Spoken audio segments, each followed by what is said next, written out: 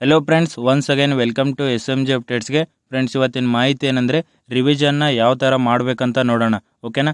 ತುಂಬ ಜನ ರಿವಿಷನ್ ಬಗ್ಗೆ ಕೇಳ್ತಿದ್ರಿ, ಯಾಕಂದರೆ ತುಂಬ ಜನ ರಿವಿಷನಲ್ಲಿನೇ ಟೈಮ್ ವೇಸ್ಟ್ ಮಾಡ್ತಿದ್ದಾರೆ. ಓಕೆನಾ. ನೋಡಿ, ರಿವಿಷನ್ ಯಾವ ಥರ ಮಾಡಬೇಕಂತೇಳಿ ನೋಡೋಣ.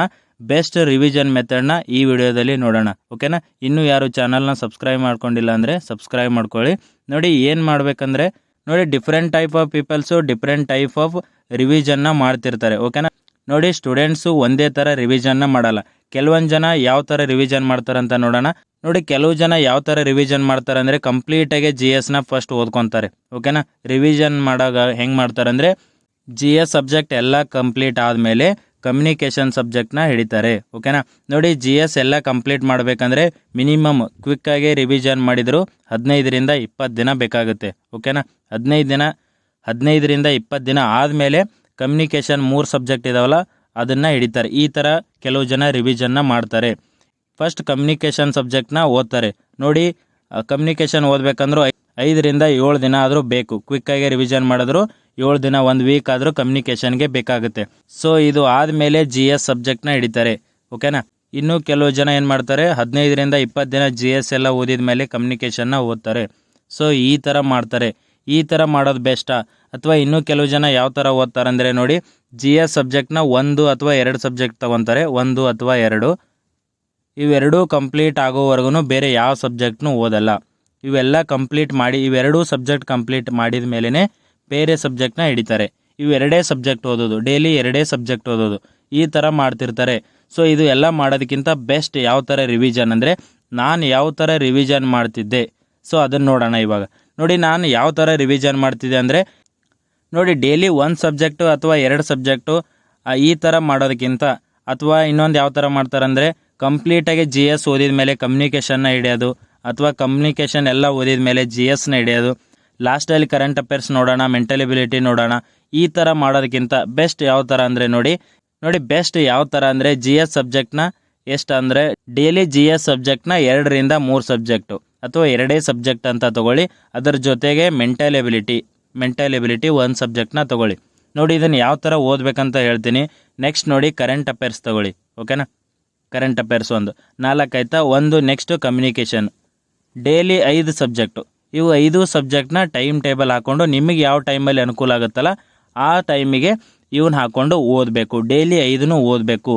ಯಾಕಂದರೆ ಕಂಟಿನ್ಯೂ ಏನು ಸಬ್ಜೆಕ್ಟ್ ಇದಾವಲ್ಲ ಎಲ್ಲನೂ ಕಂಟಿನ್ಯೂ ಓದ್ಕೊಂಡು ಹೋದರೆ ತಲೆಯಲ್ಲಿ ಉಳಿಯುತ್ತೆ. ಸೊ ನೀವು ಒಂದು ಆದಮೇಲೆ ಕಂಪ್ಲೀಟ್ ಆದಮೇಲೆ ಮತ್ತೊಂದು ಓದ್ತೀನಿ, ಇಲ್ಲ ನಾನು 1 ಸಬ್ಜೆಕ್ಟ್ ಕಂಪ್ಲೀಟ್ ಮಾಡಿದ ಮೇಲೇ ಮತ್ತೊಂದು ಹಿಡಿತೀನಿ, ಅಥವಾ ಒಂದು GS ಕಂಪ್ಲೀಟ್ ಮಾಡಿದ ಮೇಲೇ ಕಮ್ಯುನಿಕೇಷನ್ ಹಿಡಿತೀನಿ ಅಂದರೆ ತುಂಬ ಲಾಂಗ್ ಆಗಿಬಿಡುತ್ತೆ. ಓಕೆನಾ. ನೋಡಿ, GS ಎಲ್ಲ ಕಂಪ್ಲೀಟ್ ಮಾಡಿದ ಮೇಲೆ 15ರಿಂದ 20 ದಿನ ಹೋದ್ಮೇಲೆ ಕಮ್ಯುನಿಕೇಷನ್ ಹಿಡಿಯೋಷ್ಟರಲ್ಲಿ ಕಮ್ಯುನಿಕೇಷನ್ ಎಲ್ಲ ಮರ್ತೋಗಿರುತ್ತೆ. ಸೊ ಈ ಥರ ಲಾಂಗ್ ಟೈಮ್ನ ವೇಸ್ಟ್ ಮಾಡೋಕ್ಕಿಂತ ಮುಂಚೆನೇ ಏನು ಮಾಡಬೇಕಂದ್ರೆ ನೀವು ಡೈಲಿ ಸಬ್ಜೆಕ್ಟ್ನ ಹಾಕ್ಕೊಂಡು ಕವರ್ ಮಾಡೋದು ಬೆಸ್ಟು. ಓಕೆನಾ.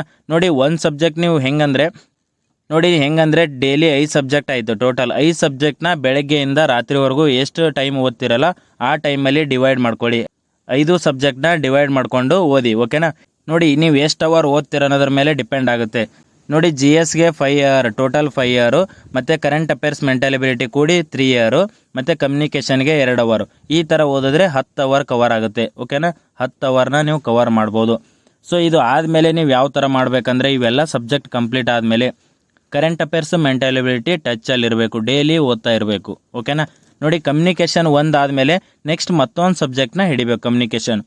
ಸೊ ಇದು ಮತ್ತೊಂದು ಸಬ್ಜೆಕ್ಟ್ ಓದುವಾಗ ನೀವು ಯಾವ ಥರ ಮಾಡಬೇಕಂದ್ರೆ ನನ್ನ ಪ್ರಕಾರ ನೋಡಿ ಇವಾಗ ಪಾಲಿಟಿ ಆ್ಯಂಡ್ ಹಿಸ್ಟ್ರಿ ಓದ್ತಿರ್ತೀರ. ಓಕೆನಾ. ಇದು ಕಂಪ್ಲೀಟ್ ಆಗುತ್ತೆ. 1 2 to 3 ಡೇಸಲ್ಲಿ ಕ್ವಿಕ್ಕಾಗಿ ರಿವಿಷನ್ ಮಾಡಿ ಕಂಪ್ಲೀಟ್ ಮಾಡ್ತೀರಾ. ಅದು ಆದಮೇಲೆ ಏನು ಮಾಡ್ತೀರಾ, ಸೈನ್ಸು ಮತ್ತು ಜಿಯೋಗ್ರಫಿನ ತೊಗೊತೀರಾ. ಓಕೆನಾ. ಜಿಯೋಗ್ರಫಿ ಸೈನ್ಸ್ ತೊಗೊಳ್ಳುವಾಗ ಒಂದು 3 to 4 ಡೇಸ್ ಹೋಗುತ್ತೆ. ಓಕೆನಾ.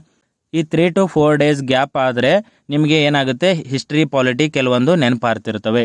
ಓಕೆನಾ. ನೀವು ಆ ಟೈಮಲ್ಲಿ ಏನು ಮಾಡಬೇಕಂದ್ರೆ ನನ್ನ ಪ್ರಕಾರ ನೋಡಿ, ಹಿಸ್ಟ್ರಿಯಲ್ಲಿ ನಿಮಗೆ ಏನು ನೆನಪಾರುತ್ತಲ್ಲ ಮತ್ತು ಪಾಲಿಟಿಯಲ್ಲಿ ಏನು ನೆನಪಾರುತ್ತಲ್ಲ, ಜಾಸ್ತಿ ನೆನಪು ಉಳಿಯಲ್ಲ ತಲೆಯಲ್ಲಿ.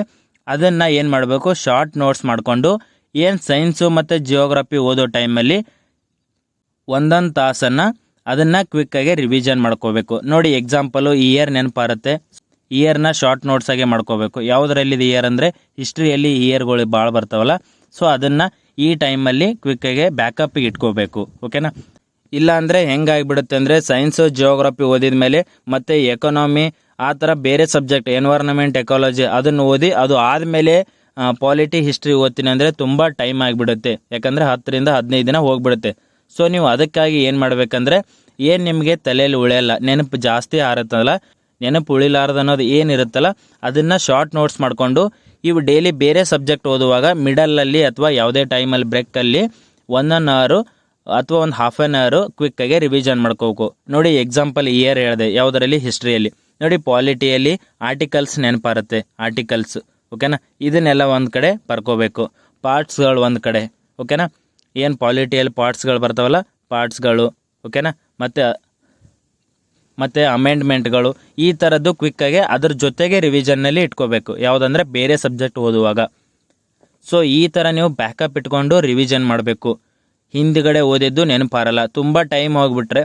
ನೋಡಿ ಎಲ್ಲ ಸಬ್ಜೆಕ್ಟ್ ಕಂಪ್ಲೀಟ್ ಆದಮೇಲೆ ಮತ್ತೆ ಫಸ್ಟ್ ಸಬ್ಜೆಕ್ಟ್ನ ಹಿಡಿಬೇಕಂದ್ರೆ ತುಂಬ ಟೈಮ್ ಹೋಗಿಬಿಡುತ್ತೆ. ಸೊ ಅದ್ರ ಸಲುವಾಗಿ ಹೇಳ್ತಿರೋದು ಈ ಥರ ಮಾಡಿ ಟ್ರೈ ಮಾಡಿ ನೋಡಿ. ಓಕೆನಾ. ಎಲ್ಲ ಸಬ್ಜೆಕ್ಟ್ ಕಂಪ್ಲೀಟ್ ಆಗೋವರೆಗೂ ವೇಟ್ ಮಾಡ್ಕೊಂಡು ಕೊಡಬೇಡಿ. ಓಕೆನಾ. ಎಲ್ಲ ಸಬ್ಜೆಕ್ಟ್ ಕಂಪ್ಲೀಟ್ ಆಗೋವರೆಗೂ ಫಸ್ಟ್ ಸಬ್ಜೆಕ್ಟ್ ಓದಿದ್ದನ್ನು ಬಿಟ್ಬಿಡಬೇಡಿ. ಕೈ ಬಿಟ್ಟರೆ ಮರ್ತು ಹೋಗುತ್ತೆ. ಮತ್ತೆ ರೀಸ್ಟಾರ್ಟ್ ಮಾಡಬೇಕಾದ್ರೆ ಹೊಸದಾಗಿ ಮತ್ತೆ ಇನ್ನೊಂದು ಸಲ ಓದಬೇಕಾದ್ರೆ ಹೊಸ ಥರ ಅನಿಸುತ್ತೆ. ಓಕೆನಾ. ನೋಡಿ ಎಕ್ಸಾಂಪಲ್ ಇನ್ನೊಂದು ನೋಡಿ, ಯಾವುದಂದ್ರೆ ಕಮ್ಯುನಿಕೇಷನ್. ನೋಡಿ ಇವಾಗ ಕನ್ನಡ ಓದಿರ್ತೀರ, 2 days ಕನ್ನಡ ಓದ್ಕೊಂಡು ಕಂಪ್ಲೀಟ್ ಮಾಡಿರ್ತೀರ. 2 days ಅಥವಾ 3 days ಅಂತ ಅನ್ಕೊಳ್ಳಿ. ಕ್ವಿಕ್ಕಾಗಿ ರಿವಿಷನ್ ಮಾಡಿದ ಮೇಲೆ ಇದು ಆದಮೇಲೆ ಏನು ಮಾಡ್ತೀರಾ, ಇಂಗ್ಲೀಷ್ನ ಹಿಡಿತೀರ. ಇಂಗ್ಲೀಷ್ 2ರಿಂದ 3 ದಿನ ತೊಗೊಳುತ್ತೆ. ಓಕೆನಾ, ರಿವಿಷನ್ ಮಾಡೋಕ್ಕೆ.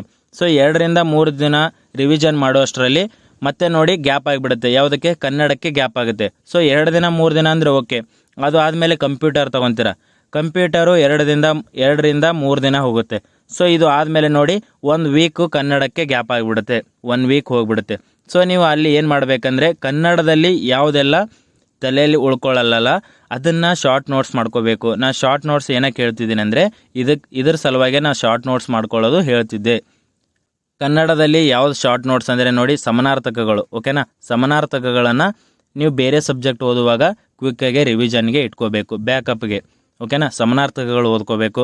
ಅದು ಆದಮೇಲೆ ನೋಡಿ ತತ್ಸಮ ತದ್ಭವಗಳನ್ನು ಓದ್ಕೋಬೇಕು. ಮತ್ತು ನೋಡಿ ಕವಿ ಪರಿಚಯ ನೆನಪುಳಿಯಲ್ಲ. ಓಕೆನಾ. ಈ ಥರದ್ದು. ಸೊ ಅದು ಬ್ಯಾಕಪ್ಗೆ 1 hour ಅಥವಾ ಹಾಫ್ ಆನ್ ಅವರಲ್ಲಿ ಓದ್ಕೋಬೇಕು. ಡೈಲಿ 2ರಿಂದ 3 ದಿನ ಓದೋಷ್ಟರಲ್ಲಿ ಅಥವಾ 1 ದಿನದಲ್ಲಿನೇ ಇದನ್ನೆಲ್ಲ 1 hour ತೊಗೊಂಡು ಆ ಬ್ಯಾಕಪ್ಗೆ ಇಟ್ಕೋಬೇಕು. ಈ ಥರ ರಿವಿಷನ್ನ ಮಾಡಬೇಕು. ಇಲ್ಲ ನಾನು ಇಂಗ್ಲೀಷ್ ಓದಿದ ಮೇಲೆ ಮತ್ತು ಕಂಪ್ಯೂಟರ್ ಓದಿದ ಮೇಲೇ ವಾಪಸ್ ಕನ್ನಡ ಹಿಡಿತೀನಿ ಅಂದರೆ ಏನಾಗುತ್ತೆ, ತುಂಬ ಲಾಂಗ್ ಟೈಮ್ ಹೋಗಿಬಿಡುತ್ತೆ.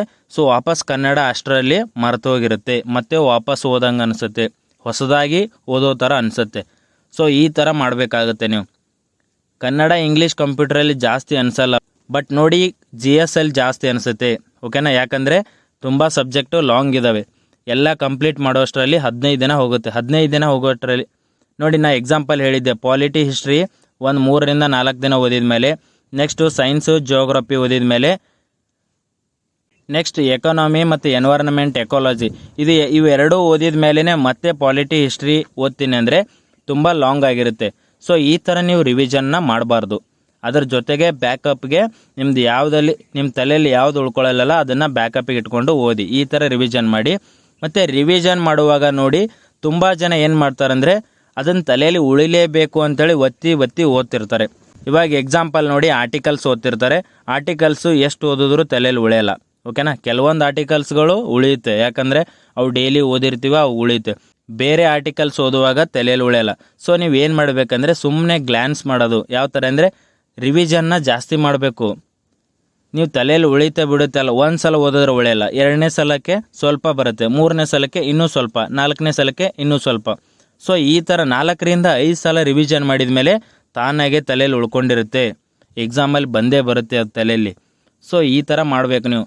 ಇನ್ನೂ ಕೆಲವೊಂದು ಜನ ಏನು ಮಾಡ್ತಾರಂದರೆ ಅದು ತಲೆಯಲ್ಲಿ ಉಳಿಲಿಲ್ಲ ಅಂದರೆ ಅದು ಪೂರ್ತಿ ಬಾಯೇಟ್ ಹಾಕೋವರೆಗೂ ಓದ್ತಿರ್ತಾರೆ. ಸೊ ಆ ಥರ ಮಾಡಬೇಡಿ. 3ರಿಂದ 4 ಸಲ ಅಥವಾ 4ರಿಂದ 5 ಸಲ ರಿವಿಷನ್ ಮಾಡಿಬಿಡಿ, ತಾನಾಗೆ ತಲೆಯಲ್ಲಿ ಉಳ್ಕೊಂಡಿರುತ್ತೆ. ಸೊ ಅದನ್ನು ಬಾಯೇಟ್ ಹಾಕೋ ಅವಶ್ಯಕತೆ ಇಲ್ಲ. ಈ ಥರ ರಿವಿಷನ್ ಮಾಡಿ ನೋಡಿ. ನಂಬರ್ ಆಫ್ ಟೈಮ್ಸನ್ನು ರಿವಿಷನ್ ಮಾಡಿ ಸಾಕು. ತುಂಬ ಕ್ವಿಕ್ಕಾಗಿ ಇರಬೇಕು. 1 to 2 ಡೇಸಲ್ಲಿ, 1 ಅಥವಾ 2 ದಿನದಲ್ಲಿ ಒಂದೊಂದು ಸಬ್ಜೆಕ್ಟ್ನ ಕವರ್ ಮಾಡಿ ಸಾಕಬೇಕು. ಈ ಥರ ರಿವಿಷನ್ ಮಾಡಬೇಕು. ಇಲ್ಲ ನಾನು 3 ರಿಂದ 4 ದಿನ ಅಥವಾ ಒಂದು ವೀಕು 7 ಡೇಸ್ ಎಲ್ಲ ತೊಗೊಂಡು ಒಂದೊಂದು ಸಬ್ಜೆಕ್ಟ್ ಓದ್ತೀನಿ ಅಂದರೆ 1 ತಿಂಗಳಾದ್ರೂ ಎಲ್ಲ ಸಬ್ಜೆಕ್ಟ್ ಮುಗಿಯಲ್ಲ. ಈ ಥರ ರಿವಿಷನ್ ಮಾಡಬೇಡಿ. ಓಕೆನಾ? ನಾನು ಯಾವ ಥರ ಹೇಳಿದ್ದೀನಲ್ಲ ಆ ಥರ ಫಾಲೋ ಮಾಡಿ ರಿವಿಷನ್ನ ಮಾಡಿ. ಓಕೆನಾ? Thank you friends.